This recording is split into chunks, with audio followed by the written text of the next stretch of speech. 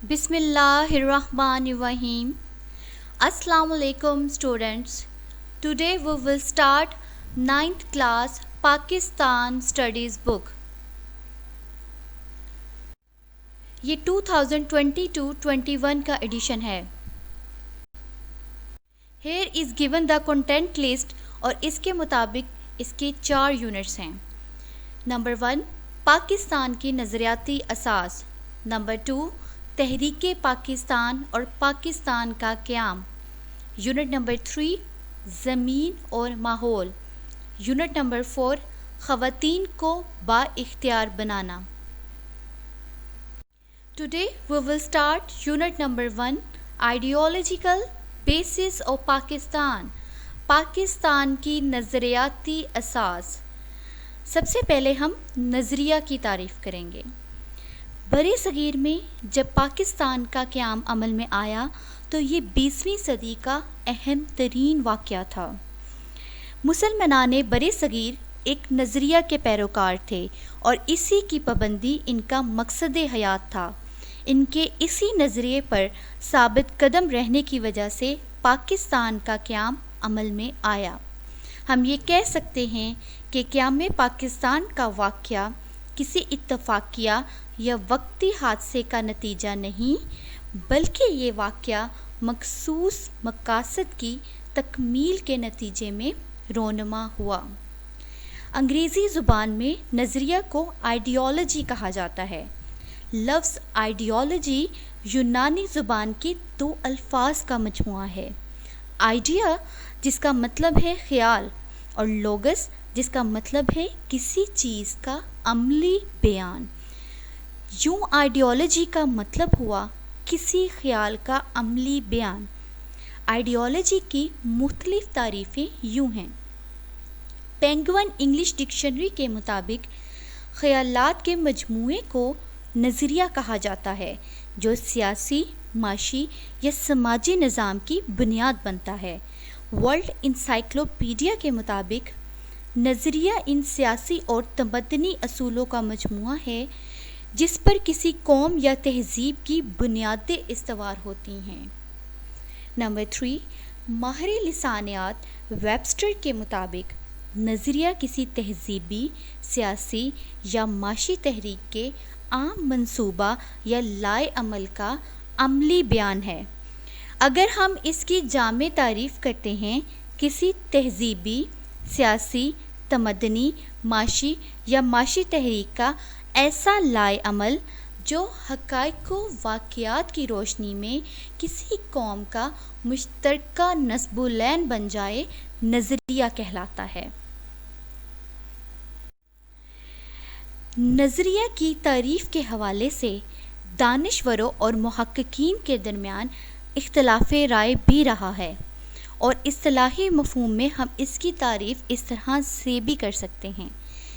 किसी चीज़ को वजूद में लाने के लिए जो हम सोचते हैं, गौर व फ़िक्र करते हैं, इस सिलसिले को हम नज़रिया कहते हैं. जब हमने किसी मकसद को हासिल करना होता है तो इसके लिए अमली तौर पर जो खाका बनाते हैं उसे नज़रिया कहा जाता है. किसी मखसूस मकसद को हासिल करने के लिए लोगों की बुनियादी सोच का एक हो जाना नज़रिया कहलाता है. ऐसी बात कि जिसकी बुनियाद मुत्तहिद सोच के साथ हो और लोग इसके हसूल के लिए कोशा हो जाएं, नज़रिया कहलाता है. अब बात करते हैं नज़रिया के माख़ज़, सोर्सेस ऑफ आइडियोलॉजी. इसके 5 माख़ज़ हैं. नंबर 1 मुश्तरका मज़हब. नंबर 2 मुश्तरका सियासी मकासद. नंबर 3 मुश्तरका तालीमी मकासद. नंबर 4 मुश्तरका माशी मकासद. नंबर 5 मुश्तरका सकाफ़ती मकासद. अब हम 1 बाय 1 इनको डिस्कस करेंगे. सबसे पहले है मुश्तरका मज़हब. मज़हब में सिर्फ़ इबादत ही शामिल नहीं बल्कि ये पूरी माशरती ज़िंदगी को मुतासिर करता है. 19वीं सदी में बरे सगीर में हिंदुओं की अक्सरियत थी और इनकी मुख्तलिफ़ तंजीमें काम कर रही थी. आर्य समाज के बानी पंडित दयानंद सरस्वती और ब्राह्मो समाज के बानी राजा राम मोहन राय थे और इन तंजीमों का मकसद मुसलमानों को हिंदू बनाना था। और फिर जब कांग्रेसी दौरे हुकूमत शुरू हुआ तो इसमें भी मुसलमानों को जो है ये ख्याल पुख्ता हो गया कि वो अपना एक अलग तशख़्ख़ुस उनके लिए बरकरार रखना मुश्किल हो जाएगा।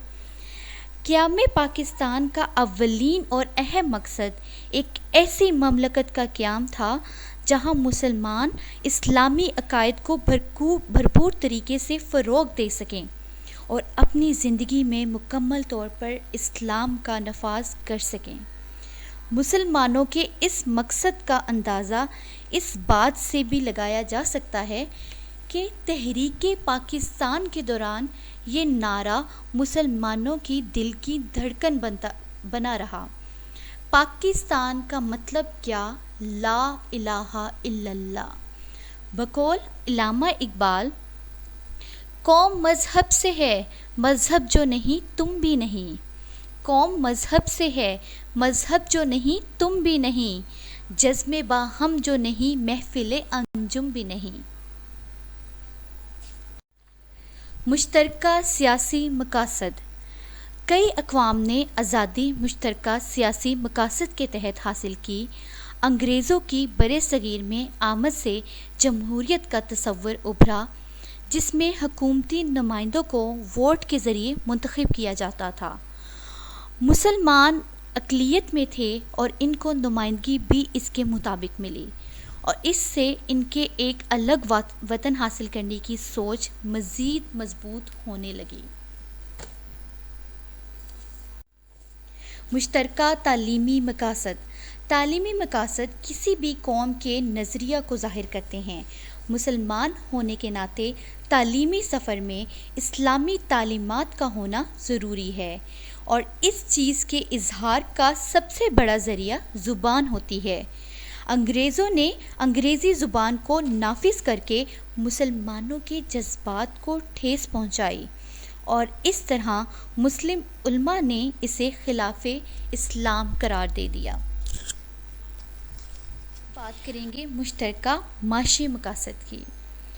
अंग्रेज़ों की ग़ुलामी से कबल मुसलमानाने बरे-सग़ीर बड़े आसूदा हाल थे, लेकिन 1857 की जंग आज़ादी के बाद अंग्रेज़ों की इंतकामी कार्रवाइयों के नतीजे में मुसलमानों की माशी हालत बद से बदतर हो गई।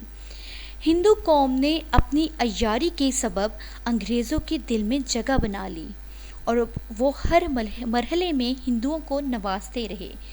तमाम तजारती, सनती शोबों और आला मुलाजमतों पर हिंदू काबिज थे। सिविल सर्विसेज में भी मुसलमानों का तनासुब ना होने के बराबर था और कुछ पढ़े लिखे मुसलमान निचले दर्जे की मुलाजमतों पर मामूर थे। देहातों में मुसलमानों की हालत मज़ीद बदतर थी और इस बदहाली और माशी अबतरी ने भी मुसलमानों के अंदर एक अलग वतन की ज़रूरत का एहसास पैदा किया। मुश्तरका सकाफ़ती मकासद। हर कौम की अपनी एक अलग ज़ुबान और सकाफ़त होती है। सकाफ़त में ज़ुबान से लेकर ज़िंदगी गुजारने के सारे तरीके शामिल होते हैं। मुसलमान और हिंदू हर हवाले से एक दूसरे से मुख्तलिफ थे। अंग्रेज़ों के कब्ज़े से पहले उर्दू ज़ुबान को सरकारी ज़ुबान का दर्जा हासिल था और अंग्रेज़ों के बरे-सग़ीर में आमद के बाद हिंदुओं का जो अमल था वो बढ़ता चला गया और उसके नतीजे में उन्होंने क्या किया कि उन्होंने उर्दू की जगह हिंदी को सरकारी ज़ुबान देने की भरपूर जो थी हमायत शुरू कर दी और इसके नतीजे में मुसलमानों के जज्बात को ठेस पहुंची। उर्दू जो थी वो अरबी रस्मुल ख़त में लिखी जाती थी, जबकि जो हिंदी थी वो देवनागरी रस्मुल ख़त में लिखी जाती थी। तो इस वजह से मुसलमान के जज्बात को जो है इससे ठेस पहुंची और उन्होंने ये सोचने पर मजबूर कर दिया गया कि वो मुत्तहदा हिंदुस्तान में अपने तशख़्ख़ुस को मज़ीद बरकरार नहीं रख सकेंगे। हिंदुओं और मुसलमानों की तहज़ीब व सकाफ़त में नुमायाँ फ़र्क है। जहाँ हिंदू माशरा ذات پات کی درجہ بندی کا قائل تھا، وہاں مسلمان باہمی رواداری اور مساوات کے علمبردار تھے۔ بقول علامہ اقبال، اپنی ملت پہ قیاس اقوام مغرب سے نہ کر، اپنی ملت پہ قیاس اقوام مغرب سے نہ کر، خاص ہے ترکیب میں قوم رسول ہاشمی۔ دس از ٹوڈیز لیکچر اسٹوڈینٹس، اور یہاں سے جو کویسچن بنتے ہیں وہ اس طرح سے ہیں کہ نظریہ کی تعریف کریں، نظریہ کا مفہوم واضح کریں، یا نظریے کے ماخذ پہ تفصیلاً نوٹ لکھیں یا اس کی وضاحت کریں۔ If you like my lecture, so subscribe my channel. Thanks.